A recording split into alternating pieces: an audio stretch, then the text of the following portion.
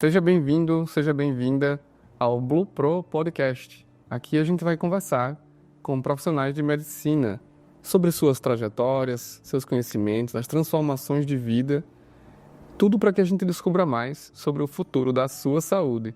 E hoje a gente tem aqui o prazer de receber a doutora Natália Rodrigues Potiguar, médica apaixonada por corrida de rua, residente no último ano de clínica médica. E ela tem uma trajetória que envolve desde terapia intensiva até a gestão de uma unidade de saúde durante a pandemia do Covid-19. E a gente vai conhecer um pouquinho mais sobre suas inspirações e desafios na medicina. Oi, Natália, bom dia, tudo bem? Tudo.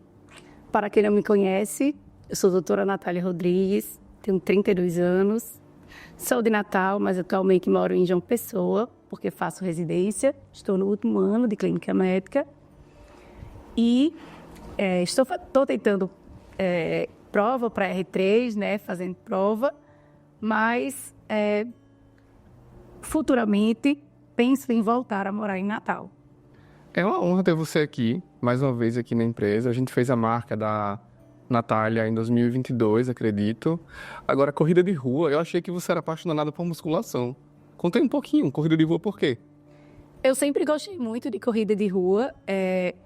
Hoje eu faço musculação porque, como eu faço residência e dou plantão à noite, às vezes não dá para correr no turno da manhã. E como eu tenho que escolher fazer algum esporte, tenho que escolher movimentar o meu corpo, a musculação é algo que dá para eu programar o horário. E a corrida de rua não dá para ter essa programação, porque não tem como eu sair para correr ao meio-dia. É verdade. E aí, a musculação dá para você ir para academia a qualquer hora. Mas sempre que dá, que eu estou disponível para correr, eu saio para correr. Porque eu realmente gosto. Eu gosto de fazer esporte que eu me sinta livre. Então, adoro corrida de rua. Realmente, eu sempre corro. E, de certo modo, eu sempre ouço muita gente falar que quando você corre na rua, parece que você reflete, você pensa mais, né? Você atenua, ameniza, né? Assim, a ansiedade, os pensamentos.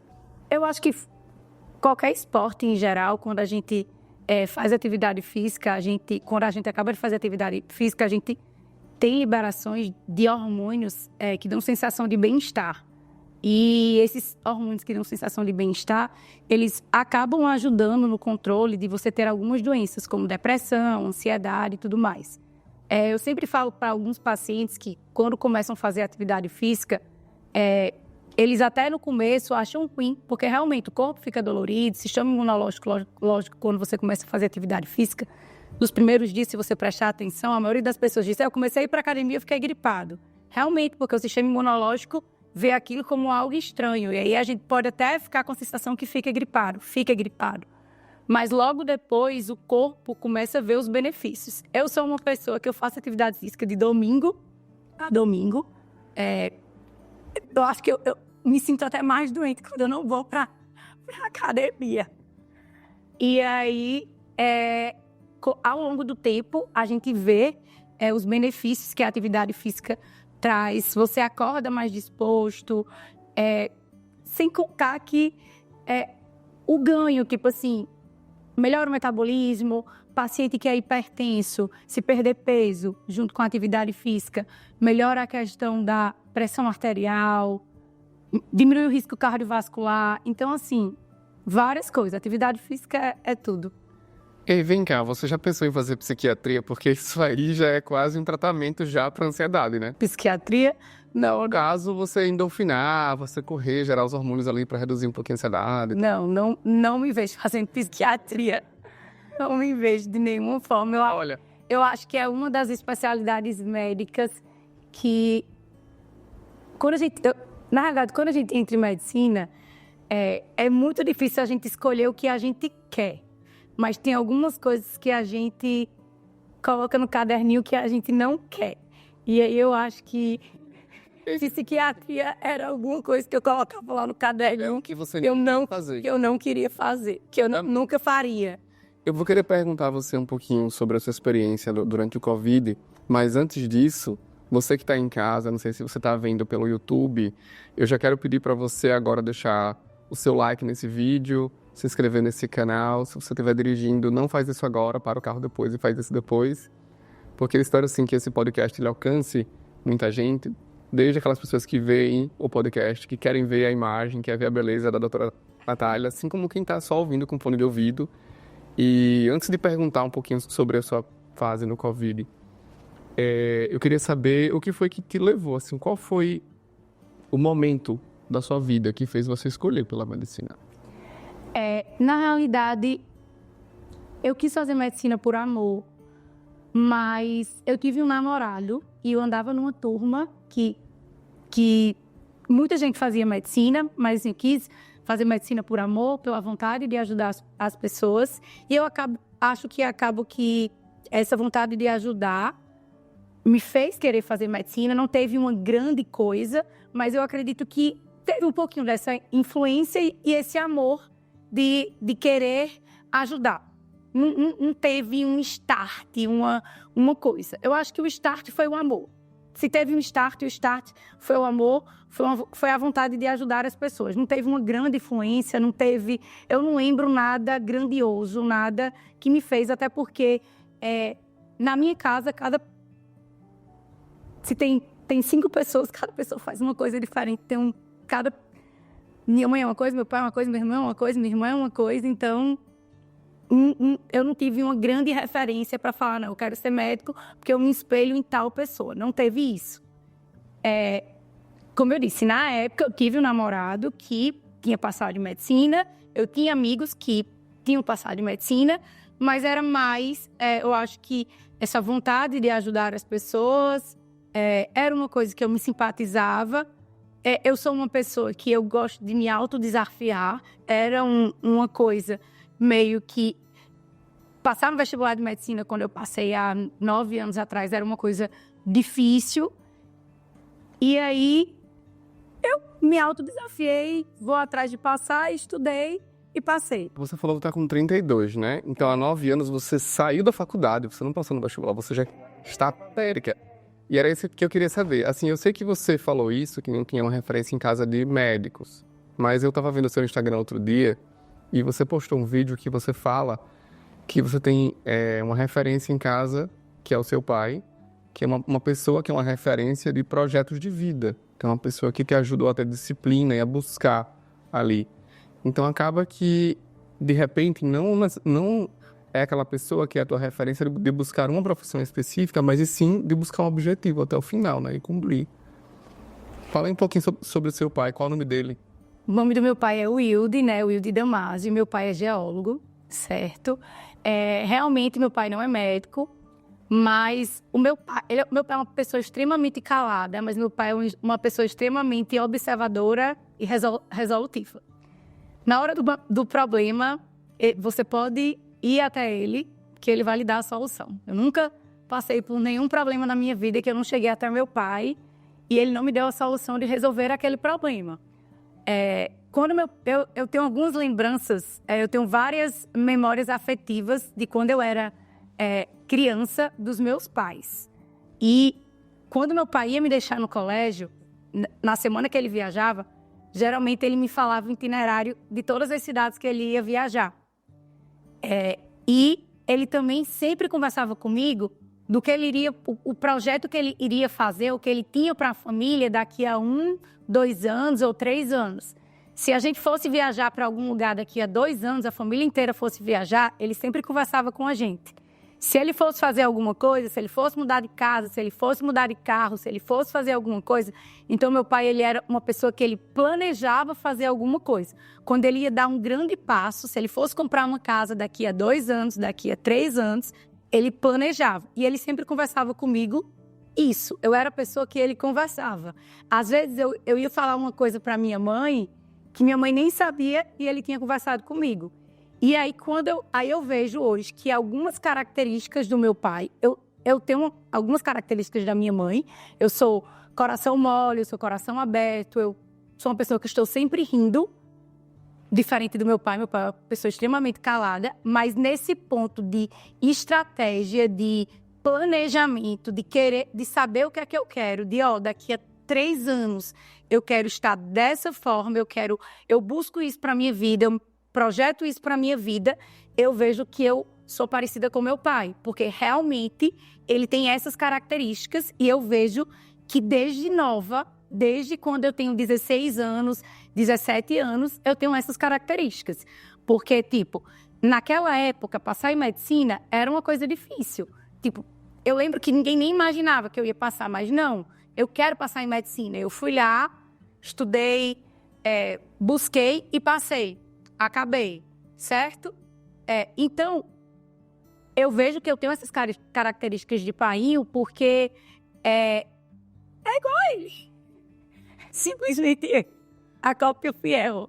Porque tem muita gente que só sonha com as coisas, né? É. Mas enquanto a gente vê muita gente que tá só sonhando, tem o seu pai que foi um exemplo de não sonhar, de transformar o sonho num plano, numa data, ter uma meta e executar. E não só a chance de você ver um plano, mas de você ver um sonho executado. Se você viu ali a reta final e chegou o momento que ele conseguia conquistar o que ele planejava. Então é uma coisa que é possível alcançar, né? Lá para 2015, né, que você terminou o curso. Eu queria saber... 2017. 2017. Foi. Eu queria saber como é que foi esse começo, assim. Qual foi o maior desafio que você teve que enfrentar no começo da carreira? Eu acho que o maior desafio quando a gente termina a medicina é porque eu acho que é a insegurança. Todo mundo que acaba a medicina, você acaba achando que não sabe de nada. Acho que todo profissional... Eu acho que isso é uma doença de qualquer pessoa que termina qualquer curso superior. Só que eu digo isso a todo mundo que acaba e que eu tenho contato. A primeira coisa que eu acho que a gente tem que ter é a humildade, certo? A gente não sai sabendo de tudo. Eu hoje já tenho alguns anos de formada, eu não sei de tudo. E quando eu não sei, eu tenho uma humildade, até hoje, de pedir para alguém me ensinar o que eu não sei. Porque se não pedir para ensinar o que eu não sei, eu nunca vou aprender. Então, primeiro eu tenho que ter a humildade de falar que não sei fazer. E desde o começo eu sempre tive isso. Tem coisas que a enfermagem sabe fazer melhor do que eu, tem coisas que o técnico sabe fazer melhor do que eu. Então, desde quando eu comecei a trabalhar, eu sempre tive a humildade de chegar a qualquer profissional que eu não sabia fazer, o que eu não era apta a fazer, e pedir para me ensinar. E quando eu comecei a trabalhar, eu lembro que eu chegava nos lugares que eu iria trabalhar, ou no interior, ou na UPA, e falava, eu sou recém-formada, se você vir alguma coisa que eu estou fazendo errado, por favor, me corrija, fale como é a melhor forma de fazer. Graças a Deus, aonde eu trabalhei, eu fui abraçado por pessoas maravilhosas. Na UPA, eu tive 2 colegas maravilhosos assim, que me abraçaram, que foi Michele e Gleidson, que assim, me abraçaram de uma forma gigantesca. Eu sou muito grata a eles, porque eu aprendi muita coisa com eles, né? Você sai da faculdade com muita coisa na cabeça, mas às vezes você precisa de alguém para lhe dar orientação, para você poder ter uma sequência, porque você tem muita informação, mas às vezes você precisa colocar em prática e organizar aquilo. Uma coisa é a teoria, outra coisa é a experiência. É a experiência. E aí a experiência eu acho que você consegue colocar e organizar com o tempo, com a prática.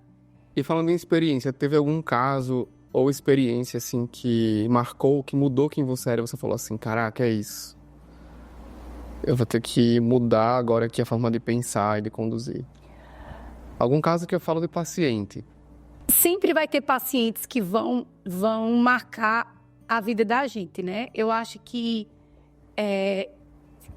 o Covid, chegando no Covid, o Covid teve vários pacientes que eu ia para casa e lembrava e tudo mais. Porém, eu, Natália, médica, eu tenho uma coisa que é meio que eu me blindo, que é uma defesa minha, pessoal, profissional, para eu não levar muita coisa do hospital para o meu lado pessoal, porque eu sou uma pessoa muito coração. E aí, na terapia, eu aprendi a tentar separar o lado profissional do lado pessoal, Natália, porque senão eu vou jogar muita coisa do hospital para minha casa. Então, acaba que essa sua pergunta de, Natália, tem algum caso que você levou, que deu start? Eu vou te dizer uma coisa que aconteceu de um paciente que trabalhava comigo, era um enfermeiro, no Covid, que eu estava resolvendo uma regulação de um paciente grave, e ele fez, Natália, Natália, eu preciso falar com você. Eu positivei para o Covid. Eu disse, me espere 10 minutos, que eu estou fazendo a regulação de um paciente para UTI, e eu falo já com você. E ele não me esperou. E eu procurei ele depois e ele não me esperou. Quando foi 3 dias depois, nessa época eu já era diretora da UPA, eu voltei para João Pessoa, porque eu morava em João Pessoa já. Eu fiquei sabendo que ele faleceu. E aí, na terapia, eu trabalhei isso, porque eu fiquei muito mal. Será que se eu tivesse conversado com ele, eu fiquei sabendo que ele não quis ficar internado. E eu fiquei muito mal, porque eu fiquei pensando, será que se eu tivesse conversado com ele, eu não tinha convencido ele a ficar internado e eu tinha mudado o quadro dele naquele momento?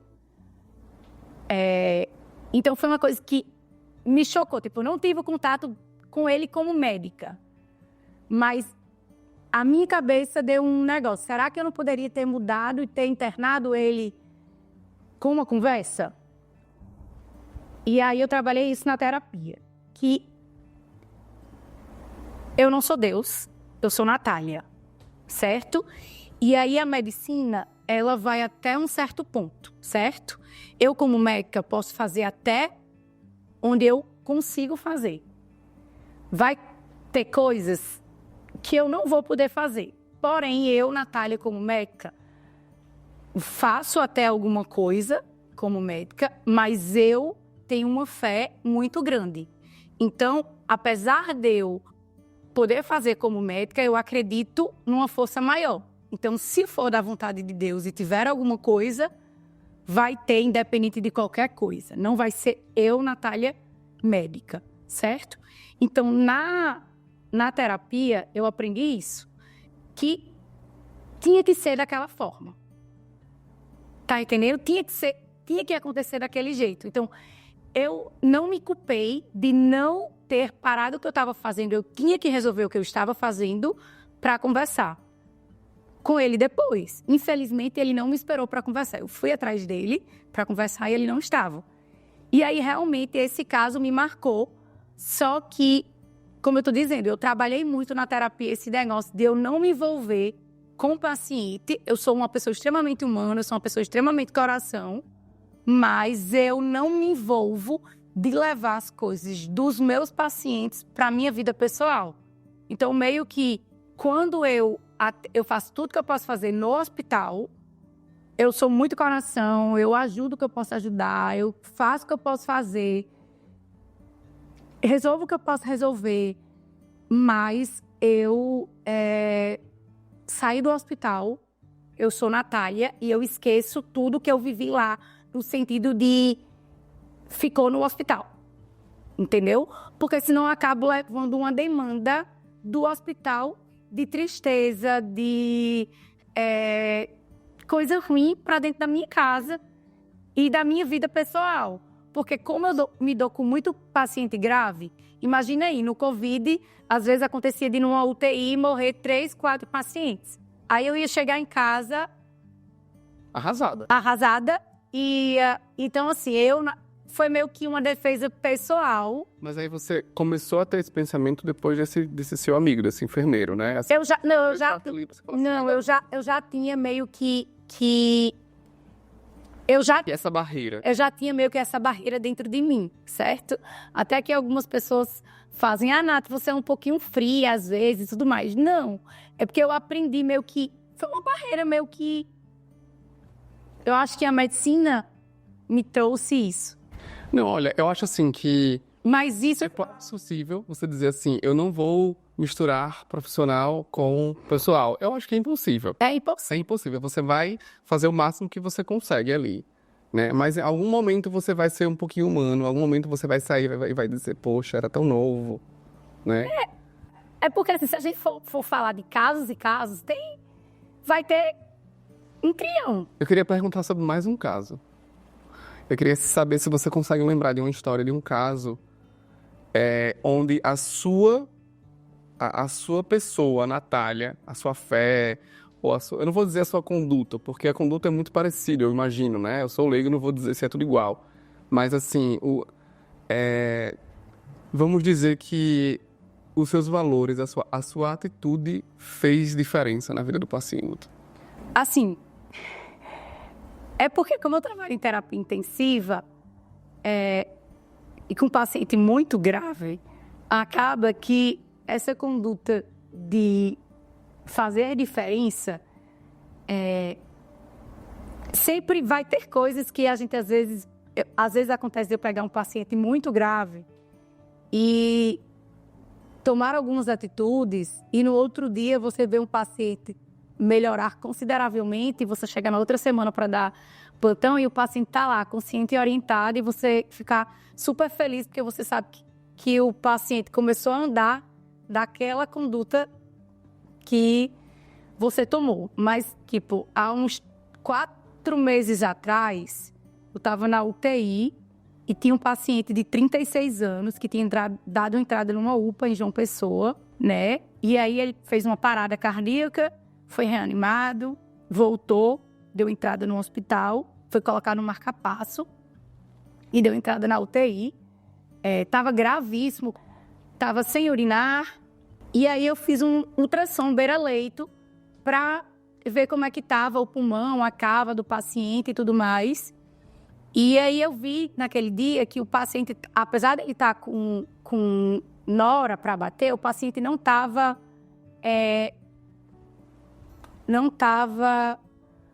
com gesto, ele estava seco. Ele não estava precisando daquilo, ele estava precisando de volume, ele estava precisando que eu fizesse soro nele.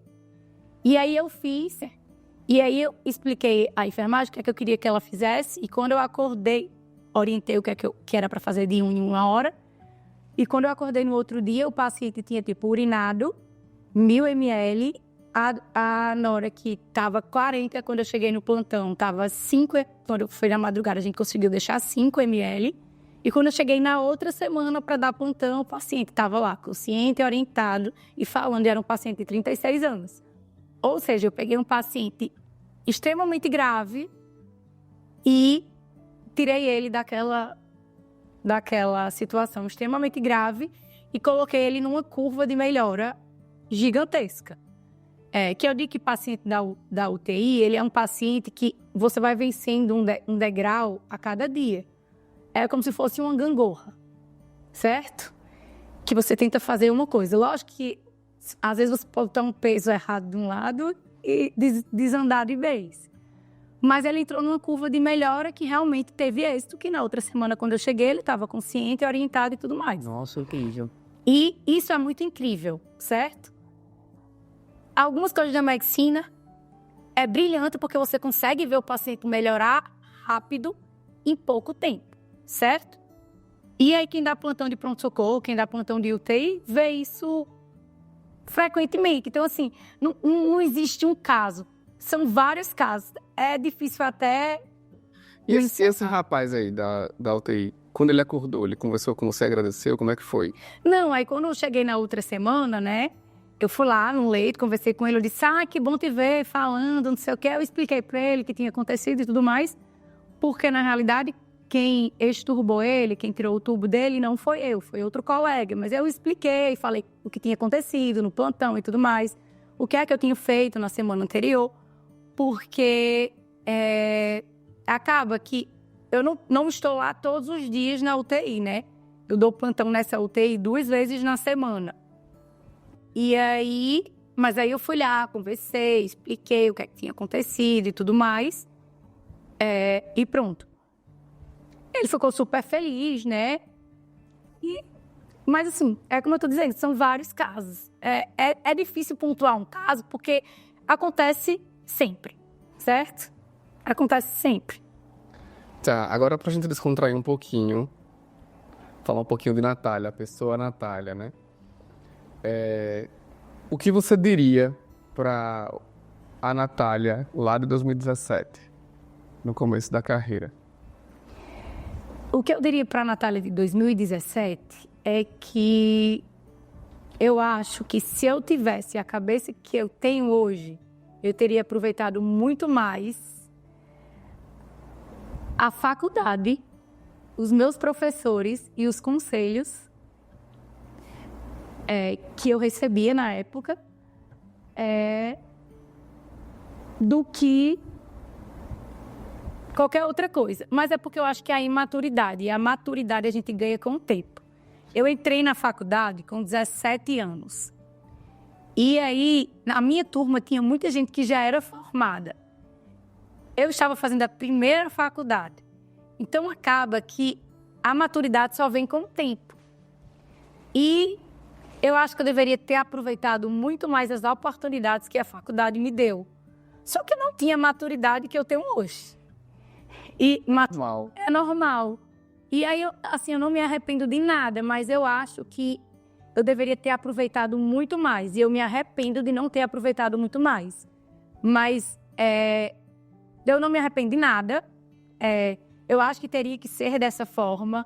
Eu não me arrependo de não ter saído da faculdade, ter logo ido fazer uma residência, de estar fazendo residência agora, ter demorado um tempinho para fazer a residência. Eu agradeço muito que eu passei na UPA. Eu acho que a UPA, para mim, foi uma escola, não só profissional, mas foi uma escola de crescimento pessoal, de amadurecimento. Eu acho que o que eu passei no Covid foi um amadurecimento pessoal, profissional, em todos os aspectos. Eu acho que o que a gente viveu ali, estar na coordenação, numa época extremamente difícil, foi extremamente importante para o meu amadurecimento pessoal, como pessoa mesmo, porque foi uma época bem difícil, sabe? E assim, teve tempo de não ter médico e eu vim e assumi uma responsabilidade sozinha e eu achava que não ia dar conta e eu dei conta do recado.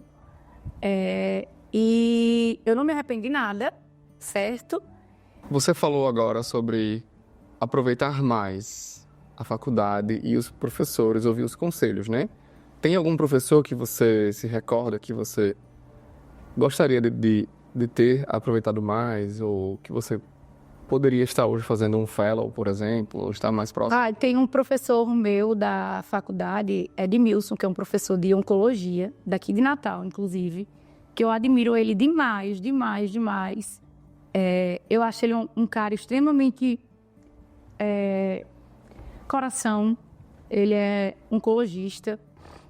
Ele sempre, quando dava aula para a gente, trazia algumas reflexões, trazia alguns casos de criança que sempre mexia com o coração da gente, certo? E eu acho que medicina é isso, né?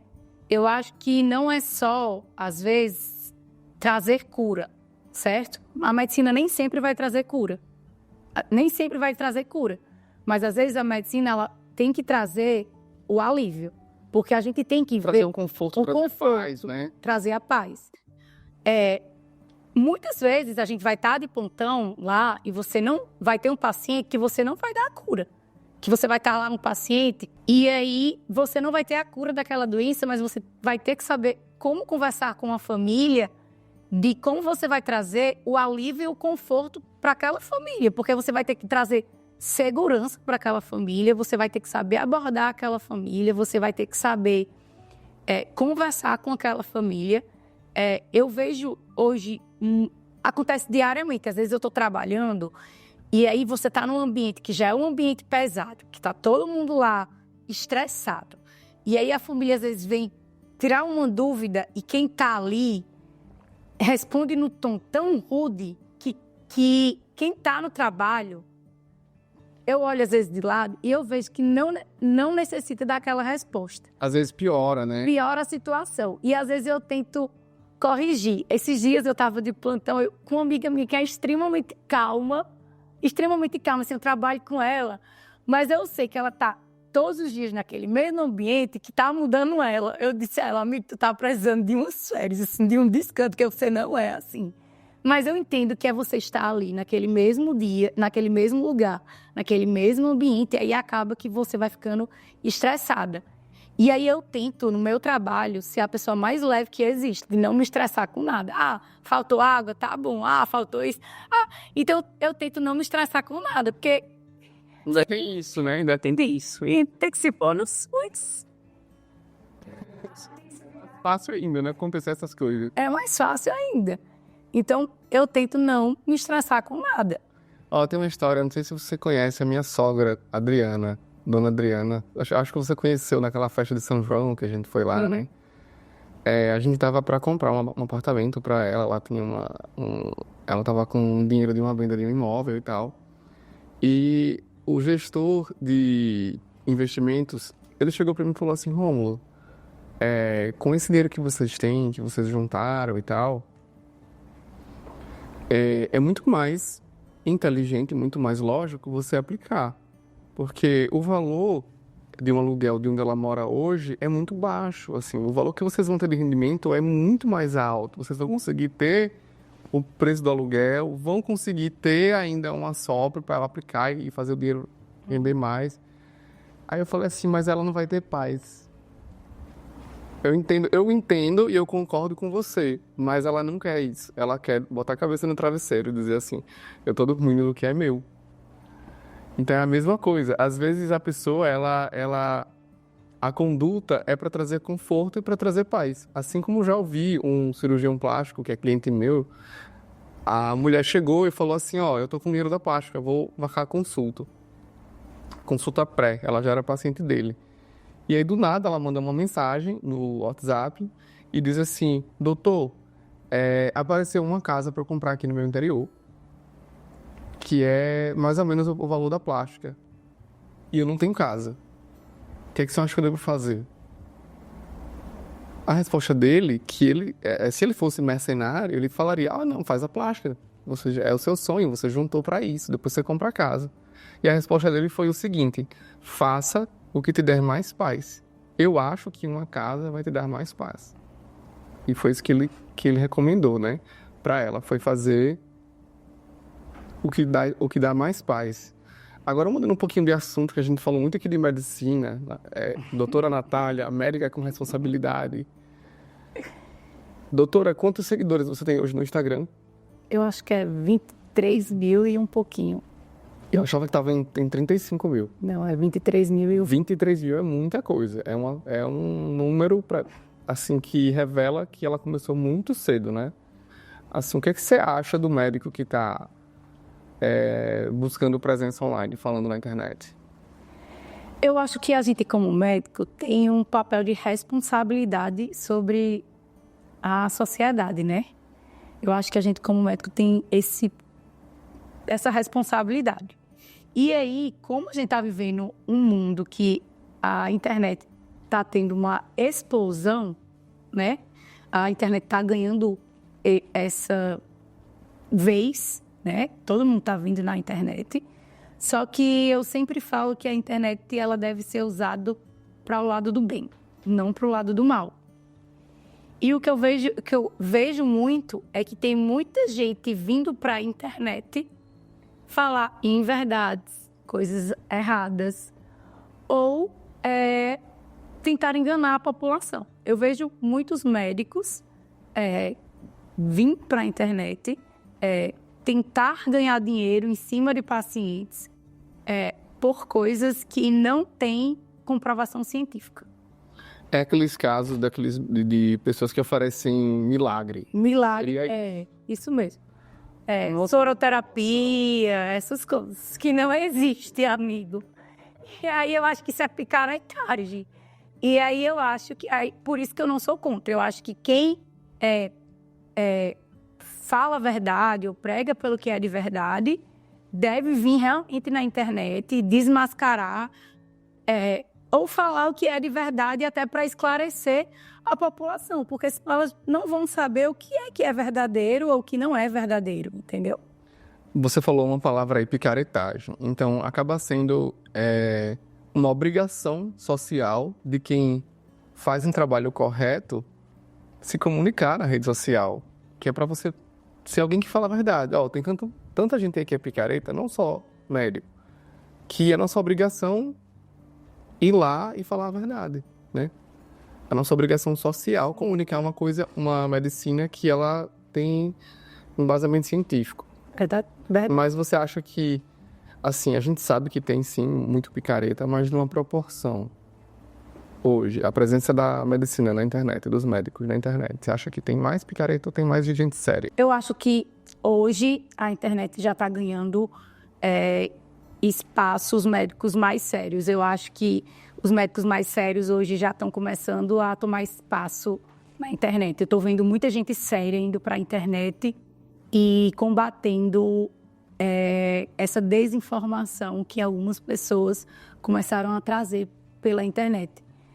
Tem alguns médicos sérios que eu gosto, que eu já vejo trazendo para a internet algumas postagens interessantes, que inclusive algumas vezes eu compartilho nas minhas redes sociais. Tem um médico psiquiatra que chama Carl Jung, que ele já é falecido, né?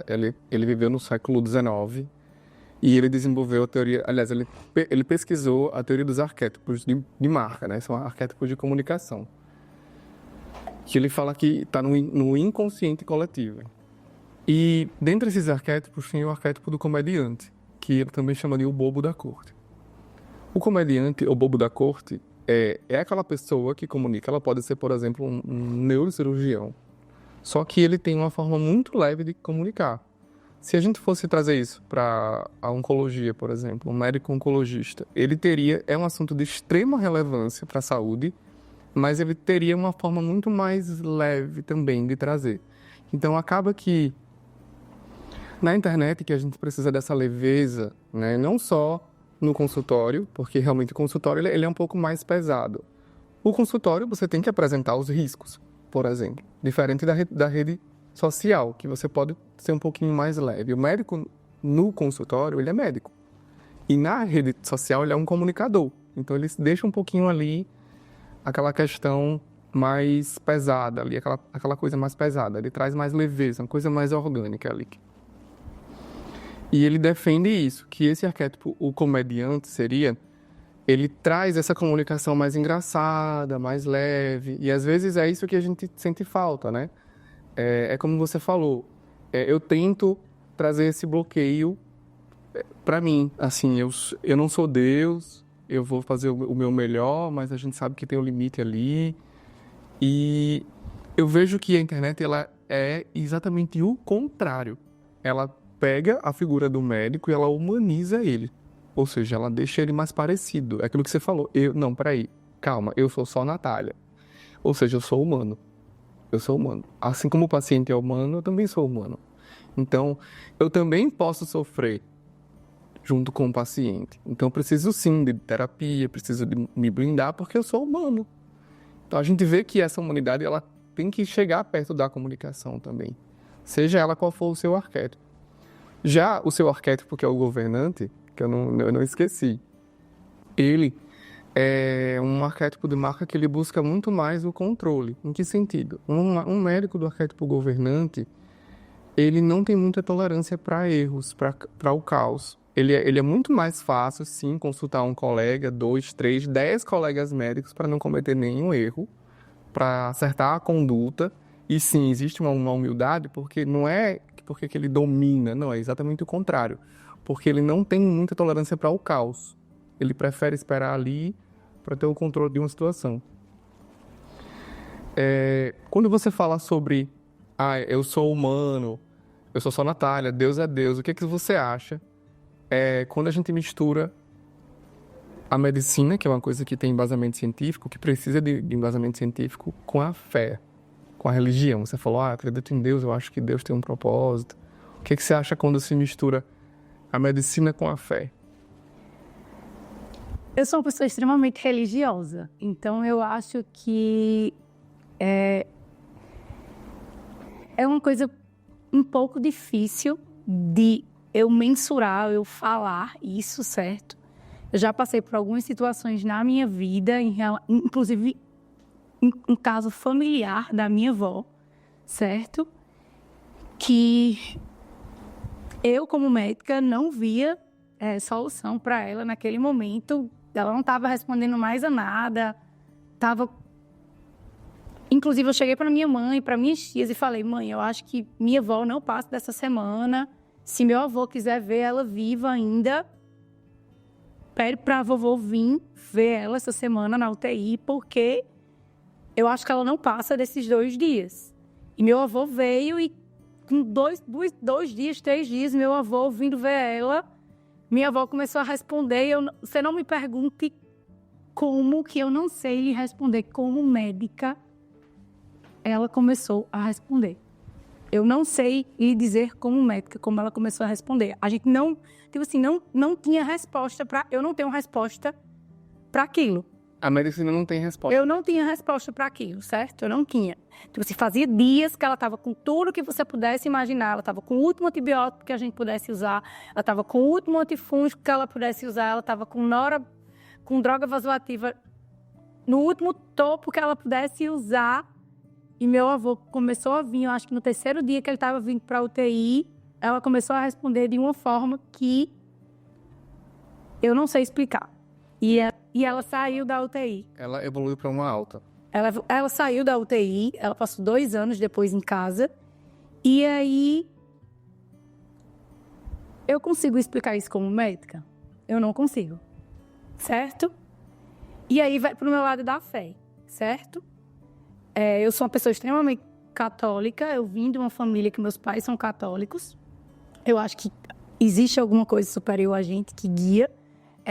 Quando se fala em religião, se você me chamar para ir para uma igreja evangélica, eu vou para uma igreja evangélica, certo? Se você me chamar para ir para uma igreja batista, eu vou. Para uma espírita, eu vou, certo? Eu sou católica, mas eu vou para qualquer igreja. Eu acho que existe alguma força superior na gente, apesar de eu ser católica, certo? Não discrimino nenhuma religião, certo? Não falo mal de nenhuma religião. Não gosto que falem mal da minha religião. Aceito e respeito a religião de todo mundo, certo? Porque eu acho que existe algo superior, apesar de me aceitar católica. Eu acredito muito em energia, certo? Eu acho que tem gente que tem uma energia pesada. Eu acredito muito nisso. E é por conta dessa fé, eu acho que tem... Eu não sei explicar. Eu sou uma pessoa de uma fé muito grande. Eu sou uma pessoa de sempre pensar positivo, sempre pensar que as coisas vão dar certo. E quando as coisas dão errado, é porque eu acho que tinha que dar e porque Deus está preparando a gente para alguma coisa melhor e maior, e porque lá na frente vai vir uma coisa melhor, e às vezes ele coloca uma coisa ruim porque vai vir uma coisa melhor lá na frente, e porque tinha que ser dessa forma. Incrível, né? E especialmente porque você teve um caso que, nesse caso que foi sua avó, não existe bloqueio. Ali era o ser humano, Natália, não tem como você separar, porque era um parente seu, né? De repente eu acho que é possível que exista até algum código de ética aí que diz assim: olha, você não vai operar o parente, né? Você não pode fazer o parto da sua esposa, você tem que delegar para alguém. Enfim, agora pra gente encerrar, mudar um pouquinho de assunto, a gente fazer um bate-bola. Tá. E nesse bate-bola, a ideia é eu trazer uma palavra e você responder só com uma única palavra, com o que vier na sua cabeça. Tá bom. Combinado assim? Combinado. Vamos lá? Então, Natália, saúde. Atividade física. Inovação. Doutora Natália. O paciente. Os que acreditarem em mim. Superação.